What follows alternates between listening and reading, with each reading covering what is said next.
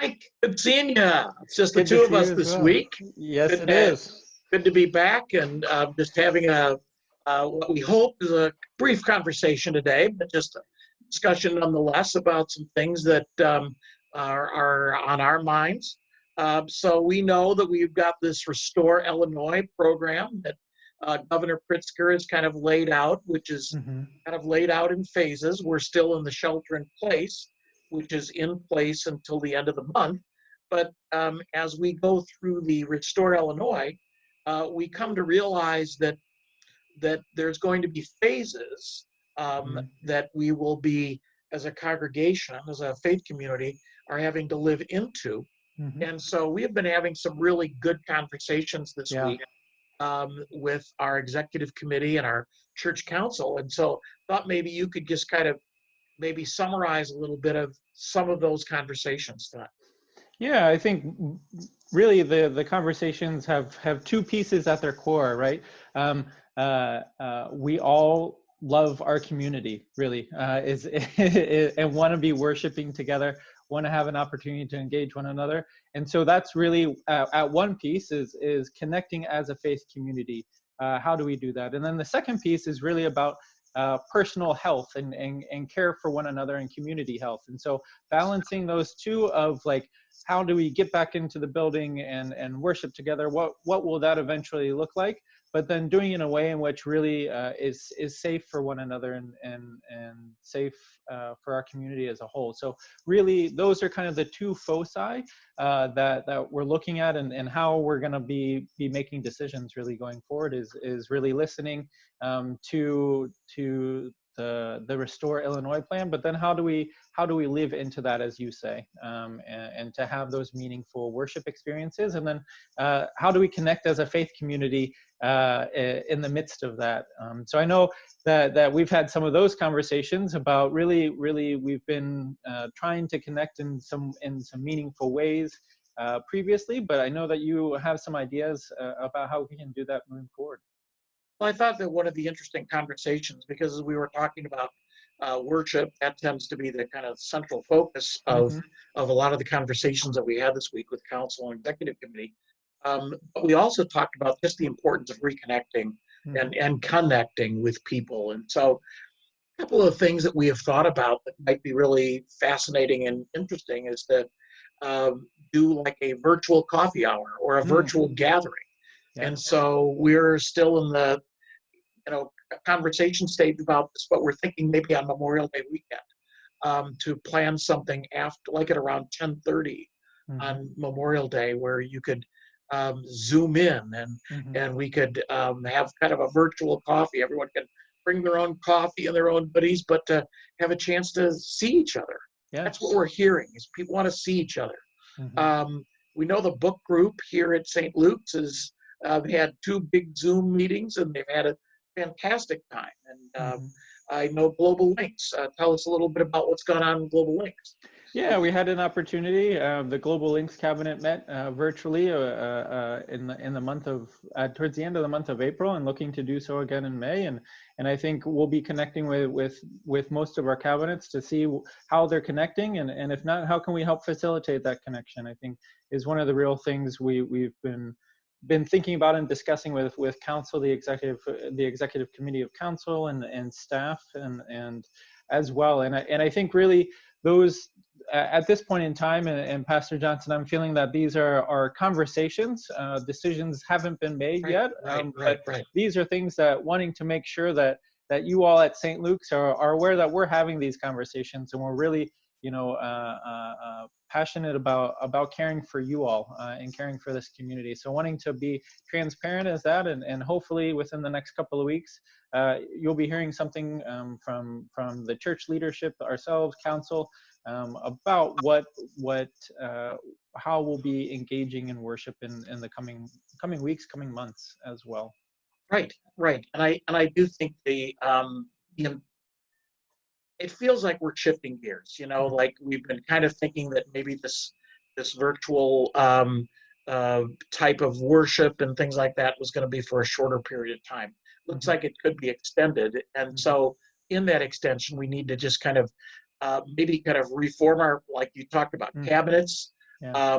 I'd like to start my Thursday morning Bible study again, but do it on a Zoom format. Mm-hmm. And the possibility of doing men's Bible study, men's BS on Saturday mornings, to be able to do that. So Yeah. we're going to be in conversation with these folks to kind of get some of those things back on track again. And even though we can't be in the building together, we can at least have the opportunity to talk with one another on the Zoom format. Yeah. Which reminds me, we are going to be having another children's Zoom gathering this Saturday morning at 10 o'clock. Is Ernie making an appearance? Is who? Is Ernie making an appearance? Ernie? No, Ernie is having a little problems these days. He got a haircut, and he kind of feels like he's a little more frisky than he was when he was. Oh. I think we got rid of around 40 pounds of hair. No, Ernie's not making an appearance, but we're hoping, we don't know this for sure yet, we're hoping to have some guest singers. And if Ooh. not, if that doesn't work out, we're going to talk a little bit about prayer. And I will be kind of leading the kids with a homework assignment on prayer. Okay. Well, that should be a lot of fun. Mm-hmm. We also want to talk about confirmation. Mike, what's happening there? Well, we've been having some wonderful confirmation classes over the last couple of weeks. We took a break for Mother's Day. Apologies for any confusion or late notice around whether we would be having class or not. We were able to get that out to folks on Sunday. So hopefully our parents and students were able to get that news. We wanted our students to really be able to spend some time with their mothers on Mother's Day this past week. But we will be having another confirmation class this upcoming weekend, 4:30 on Sunday. So I'll be sending out the meeting invite to our confirmand's parents, and then of course forwarding it on to them as well. So looking forward to having and just having some time together has been really important for us to connect, another way to connect, right, during this time period. So yeah. And the last thing I think, we both have talked, and I'd say, and certainly very strong on the council's agenda, is to be able to reach out to all of our congregational members. Mm-hmm. So we are doing this through Kinship Connectors. I'm still leading a few more connectors. So if you're interested in being a connector, we'd love to hear from you. Just get a hold of me. There's various ways of doing that, either by email or text. Mm-hmm.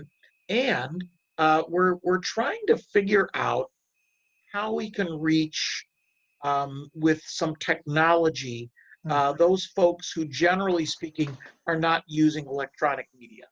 And in one way or another, getting into their homes and helping them so they can watch the worship services on YouTube and feel like they're connecting. We send out a hard mailing every other week to about 50 families who are currently not using email as their number one source of communication. And so that there will be a mailing going out tomorrow for them. But for them to engage in things like what we're doing, we need to kind of up the technology game. Right now, Sue Pinto is working with nursing homes in our area to see if we can project our worship services either on the entire network of nursing homes, or if not, to have them bring computers into the laptops into the rooms so that our members could actually watch the services. So we're very mindful of wanting to make sure that everyone has a fruitful worship experience.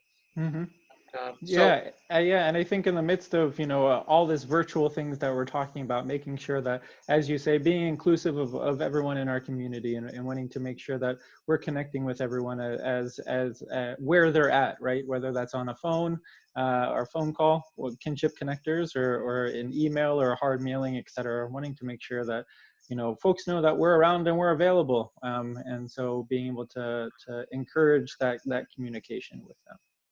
Absolutely, absolutely. And we're planning a couple of fun things into the future. Claire English is going to give us a virtual tour of the new kitchen, Woo! which has been completely approved by all the city different departments have all approved it, so it's ready to go and gleaming. So we thought we'd have kind of a walkthrough of the kitchen with Claire. She can kind of show us some of the new elements to that kitchen. So we're hoping Hmm. to get that done very soon. Hmm. Anything else, Mike, that you think we should talk about? Not today. Wanting to keep it short. I think we went even a bit longer than we thought we would, but Yep, wanted just to keep everyone up to date with those things that we're working on, and those conversations that we're having with the leadership, and really wanting to make sure that everyone's on the same page, and caring for you as best as we can, and caring for our church building as best as we can during this time. absolutely. Mike, great seeing you. Great to see you too. Thanks. Bye-bye.